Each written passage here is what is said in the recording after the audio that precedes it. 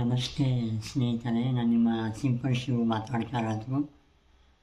ಶುಕ್ರವಾರ ಅಂದರೆ ಮಾರ್ಚ್ 6ಕ್ಕೆ ಬಿಡುಗಡೆಯಾದ ಶೇಷ 2014 ಚಿತ್ರ ನೋಡ್ಕೊಂಡ್ಬಂದೆ. ತುಂಬ ಚೆನ್ನಾಗಿದೆ. ಯಾಕಂದರೆ ಪೊಲೀಸ್ ಸ್ಟೇಷನ್ನಲ್ಲಿ ಒಂದು ದಿನ ರಾತ್ರಿ ನಡೆಯುವಂಥ ಕಥೆಯನ್ನು ತುಂಬ ಚೆನ್ನಾಗಿ ಕಥೆಯನ್ನು ಹೇಳಿದ್ದಾರೆ ನಿರ್ದೇಶಕರಾದ ಪ್ರದೀಪ್ ಅರಸೀಕೆರೆಯವರು. ಸೊ ಪ್ರದೀಪ್ ಅರಸೀಕೆರೆಯವರಿಗೆ ಧನ್ಯವಾದಗಳನ್ನ ಹೇಳ್ತೀನಿ. ಯಾಕಂದರೆ ಒಂದು ಅತ್ಯುತ್ತಮ ಕಂಟೆಂಟ್ ಮತ್ತು ಸಸ್ಪೆನ್ಸ್ ಥ್ರಿಲ್ಲರ್, ಕ್ರೈಮ್ ಥ್ರಿಲ್ಲರ್ ಕಥೆಯನ್ನು ಕನ್ನಡ ಇಂಡಸ್ಟ್ರಿಗೆ ಕೊಟ್ಟಿದ್ದಾರೆ. ಸಾಮಾನ್ಯವಾಗಿ ಮಲಯಾಳಂ ಚಿತ್ರರಂಗದಲ್ಲಿ ಈ ಥರ ಸಿನಿಮಾಗಳು ಬರ್ತಾಯಿತ್ತು, ಸಸ್ಪೆನ್ಸು, ಥ್ರಿಲ್ಲರು ಕಂಟೆಂಟ್ ಇರುವಂಥದ್ದು.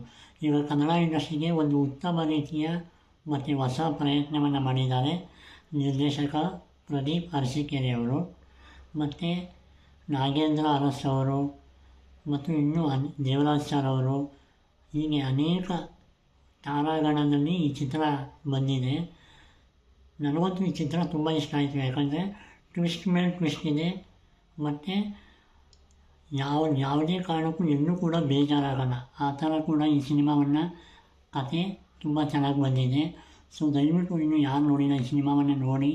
ಶೇಷ 2016 ಈ ವರ್ಷದ ಒಂದು ಸಸ್ಪೆನ್ಸ್ ಥ್ರಿಲ್ಲರ್ ಮೂವಿ ಅಂತಲೇ ಹೇಳ್ಬೋದು.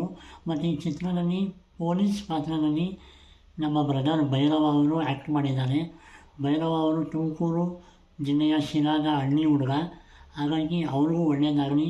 ಭೈರವ ಅವರು ಪೊಲೀಸ್ ಪಾತ್ರದಲ್ಲಿ ಮಾತು ಕಮ್ಮಿ ಆದರೂ ಅವರ ಪಾತ್ರ ನೋಡೋ ಲುಕ್ಕು ಸೈಲೆಂಟಾಗಿದೆ. ಹಾಗಾಗಿ ಅವರಿಗೆ ಆಲ್ ದಿ ಬೆಸ್ಟ್ ಅಂತ ಹೇಳ್ತೀನಿ.